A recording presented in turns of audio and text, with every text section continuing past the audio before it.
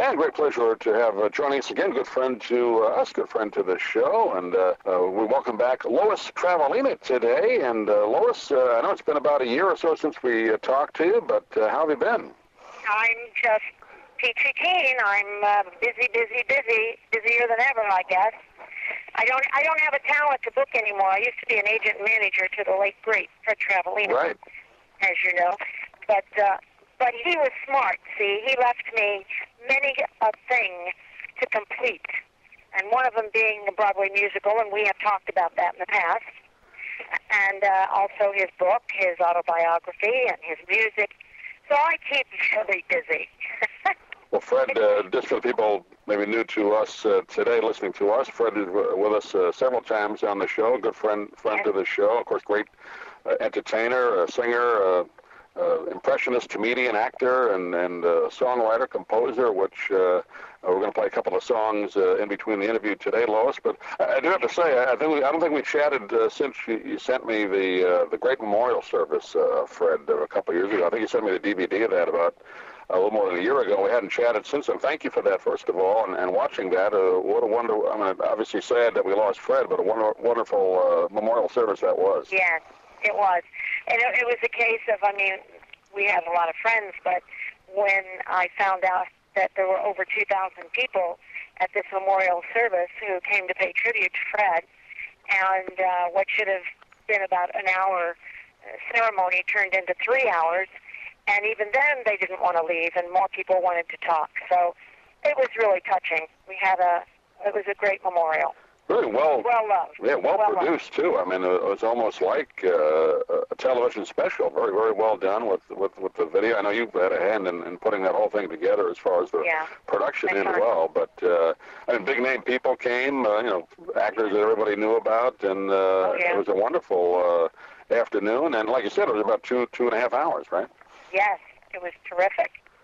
So we felt good about that, and. It's coming up on 3 years already. I don't know what happens to time. Yeah, it's hard to believe because it seemed like I just talked to Fred, last year. I mean, he'd been on with us a few times. He performed not too far, a little bit north of us, up in Clearwater, many times at Ruth Eckerd Hall. Right. And I think you have relatives down here, don't you, in the area? I do. And Doug, at Ruth Eckerd Hall, gosh, such nice people. And Bob Rossi, the entertainment director there, was such a gem and always wanted Fred. He wanted Fred every year to perform for his people. But he established a scholarship fund in Fred's name called the Fred Travalena Scholarship. And it's for kids who have a talent, because Fred started out as a very young man. Everybody said he had a talent when he was a kid. And so they're out there. But how do you nurture that? And so this gives the kids the opportunity to be nurtured in whatever, if it's singing or dancing or acting. And also, one of the requirements is they have to be of a military family, which pays tribute to the veterans and our guys who are in the service and saving our country and working for our country, because Fred was a very big patriot. And of course, here's Memorial Day. And so I ride, that's the other thing, I ride in the Rolling Thunder Parade in Washington, D.C. on Memorial Day weekend. I've never been on a motorcycle before in my life until 2 years ago when some high school chums, and we won't tell you how many years it's been since I graduated from high school, but they said, Lois, you have to ride in this parade. And I said, I do? Well, okay. And I got on the back of a motorcycle, and we had the best time. So I've done it 2 years. I'm going to do it a third year, and I'm riding for Fred. Oh, great. Well, just getting back to the memorial service, I mean, you had military colors there, military guard, and like you said, Fred was in the military himself, and like you said, a strong patriot, as you said as well. So it was a nice touch to have that service that day. Oh, yes. Yeah. It sure was. And it was... originally, he wanted to be put in a military cemetery, and the one here in town, in Los Angeles, was filled, and we'd have to go all the way out to San Bernardino, I think it was. Mm-hmm. But as it turned out, Fred's got a star on the Hollywood Walk of Fame, And so that's where, I mean, his ashes aren't there, but Right. that's where we pay tribute to him there, and which is a fine thing, too. Mm. But so the military played a big part in his life, and he did Reconciliation Day.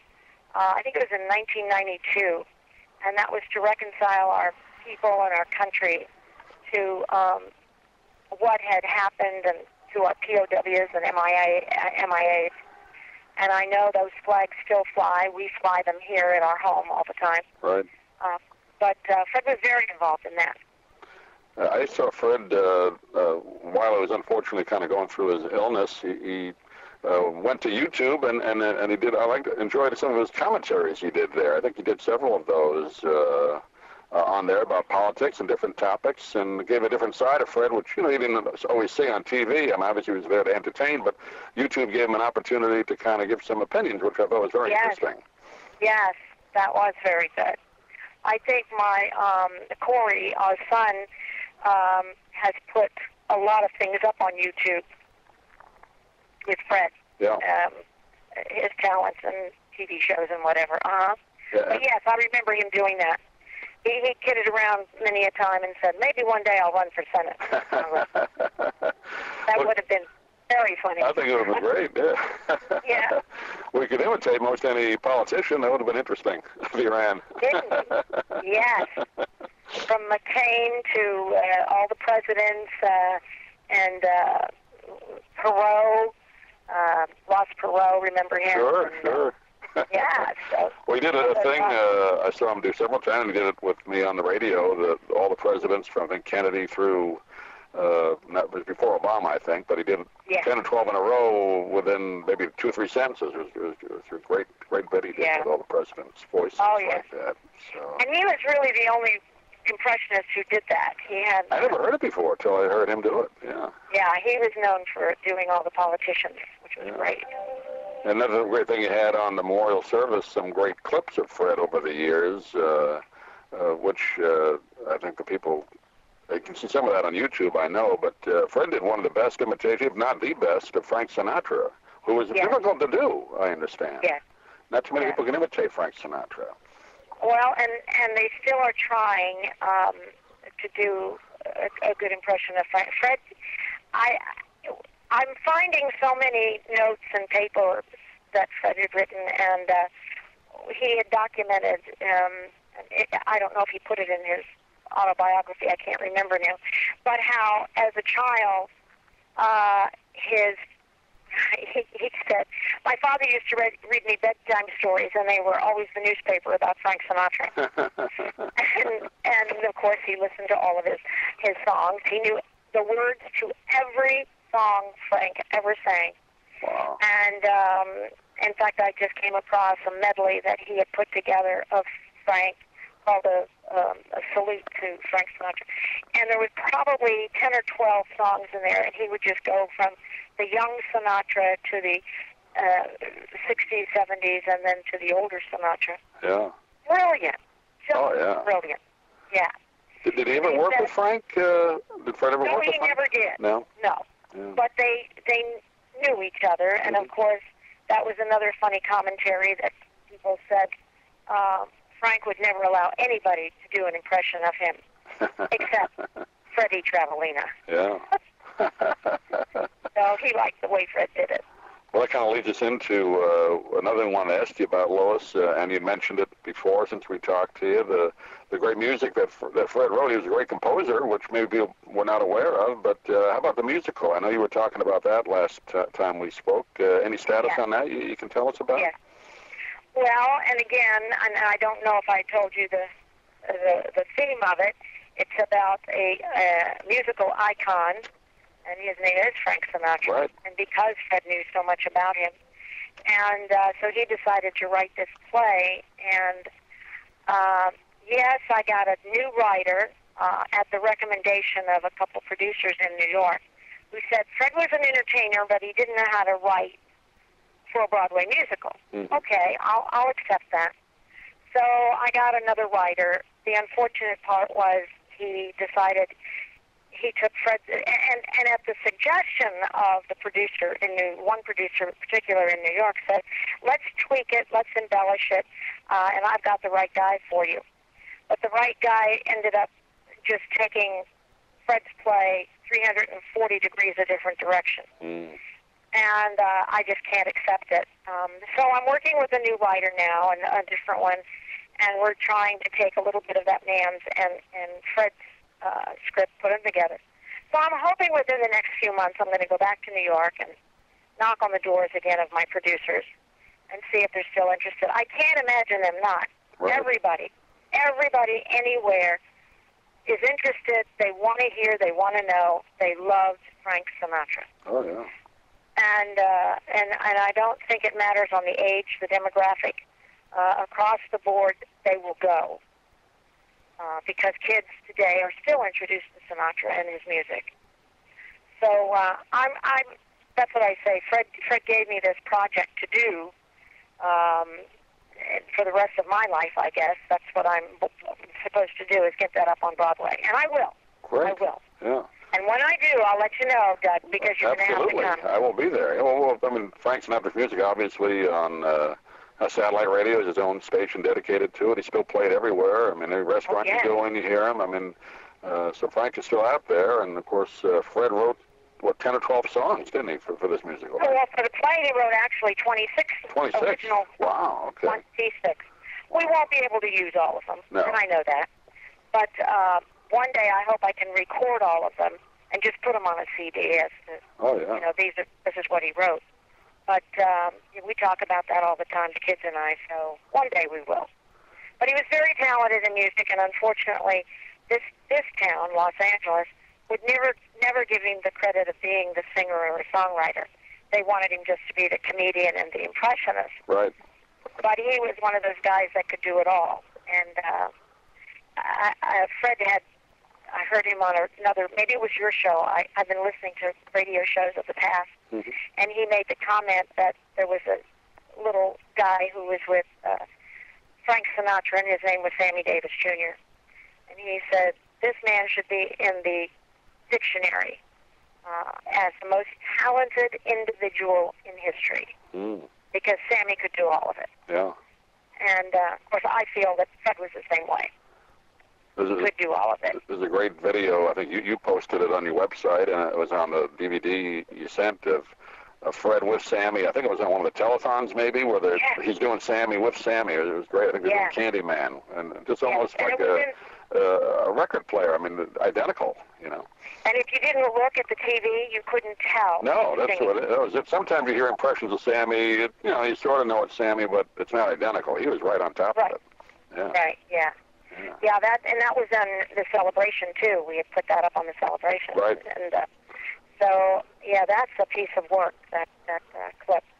Oh, that's fun, yeah. And like you said, Fred, and I think you started out together. Weren't you both singers one time? Oh, you had to bring that up. Well, no. I saw a picture of you both together, so it looked like you started as singers. And, yes, we did. Well, he was in the Army, and that's where I met him because I was a secretary on post. Oh, I didn't know that. Okay, that's interesting. Yeah. And there was a little theater there, and Fred was assigned to the theater, special services, and they were to put on plays or musicals or whatever, and there was a handful of these guys who did it. And so, being the ham that I am, because I did a lot of that in high school, in all the plays in high school, so I went over and auditioned, and who but should I meet but Fred? And before we knew it, we became a musical team, and we would sing in the officer and NCO clubs in all the military bases around Washington and Virginia. Oh, was that on the East Coast? Okay, I didn't realize that. On the East Coast, Wow, that's great. But then once we got married, I said, you know what, there's only room for one star in the family, and you're it. That's it. I know Fred grew up not too far from me in Long Island. He was born there. I mean, he might have been born in the city, but I know he said he grew up in Long Island, so we had that in common when we talked to him. And I think he said his dad, too, was a very funny man, kind of taught Fred a lot of the techniques of how to do impressions, right? Yes. So, yes, he was. And there's another story, is that Fred's father, Freddie Travalena Jr., was a singer. Yeah. And he and Frank Sinatra sang together at the Rusty Cabin in New Jersey. Oh, is that right? I didn't know that. Yes. Okay. And that would have been in the, the late 30s, early 40s, I guess. Yeah. Late 30s, probably around 35 to 40, somewhere in there. Yeah. So, several people mentioned that in the memorial service of Fred's father, who was Fred Jr., right? Fred was right, the third. Jr. Yeah. Mm-hmm. And we have the fourth. The fourth, right? And I keep praying that the fourth is going to have a fifth. But still working on it. He's still working on it. He's only 35, so it's fine. Well, I tell you, your sons, I mean, obviously it's a tough thing to have to do, you know, your dad's memorial service, but I think they both did a great job on that, speaking there. It couldn't have been easy, but they both did a great job. And you yourself, too, but I mean, they did a great job. So. Yes, thank you. Thank you. And I think Gavin MacLeod, he was very inspirational. People know him as Murray or from The Love Boat, Captain Stubing. Right. I thought he was very good. And Whitwing Martindale did a tremendous job. And right. And Mimi Hines, great song by Mimi Hines in there as well. Oh, didn't you love her? Oh yeah. Yeah. She's powerful. Still, that woman can sing. Well, you heard her. She sang on there. Yeah, I remember watching her with her husband. As a kid, I remember seeing them on TV shows, and then, of course, she was kind of known as being a comedian, but a great singer, too. Yeah. Oh, wonderful. Yeah. Wonderful. Yeah. Every once in a while we talk on the phone and catch up. She's just a doll. Oh, yeah. Well, let's talk a little bit about, we mentioned Fred's music, but as we are in the holiday season now, the patriotic holidays, Memorial Day, of course, 4th of July coming up, we played it every year since you sent it to us, Lois, his Spirit of America song. He put a whole CD of patriotic songs together, but that's one of his best, right? Yes, the Spirit of America, and he wrote that. He was inspired after 9/11 and wrote the song then, and it ends up to be in tribute to our flag, American flag, and it's just dynamite. A lot of the radio stations around the country do still play it on patriotic days. Yeah. Great song. We play it quite often, and we'll definitely do it as part of this interview with Lois today. And well, Lois, it's always great to catch up with you. Hope sometime maybe you can come back when you come down to the Tampa Bay area, when you visit some relatives up there. We can see you in person sometime. That'd be great. I would love it. I'd like to come down and meet you in person, and we could have a cup of coffee together. Be great, yeah. And then again, you'll keep us up to date on the Broadway progress. I know it's tough to get a Broadway show on. It always has been. So it's a lot of things you have to deal with. I know. Oh, a lot of politics on Broadway, right? Exactly. And now, however, do you watch the television show Smash? I haven't seen it yet, but I've heard about it. You should watch it. Yeah. You should watch it. It's just wonderful. And, of course, for someone like me, it's very inspiring. But they put a play up in 6 weeks, on Broadway. Right. It doesn't happen that way. No, no. Oh, this should be let's do it about Marilyn. Oh, great idea, Marilyn Monroe. Okay, what's the song? You got a song? Oh, yeah, okay. And before you know it, they have it up in review. Most people, it takes anywhere like 10 years or more to get a project up on Broadway. Well, I know you have to get, obviously you got to get funds, and that's the toughest part. Then you have to get a theater, you have to get somebody to write it or help write it, you got to get a musician. I mean, it's amazing what goes into it. It's amazing anything gets on Broadway when you think of it, right? Yeah. But I think once I have a script in hand that a producer will accept, that doesn't mean they're not going to change it. Mm-hmm. They'll change this, they'll change that, they'll add, they'll whatever. But at least if they really believe in the storyline, which is what we're hoping will happen, then they'll invest, and they'll get others to invest. Right. And then you can move from there and getting the music written. I've got 5 of the songs written already, and the music isn't the problem, in my opinion, but and then finding the right characters, the right actors to perform. Sure. So, and I can make suggestions, like a Hugh Jackman would be marvelous. Oh, yeah. I'm not looking for an impressionist. I'm looking for an actor who can sing. Mm-hmm. And so that's what we have to keep in mind, because to find an impressionist or somebody to sustain vocally the music, it won't happen.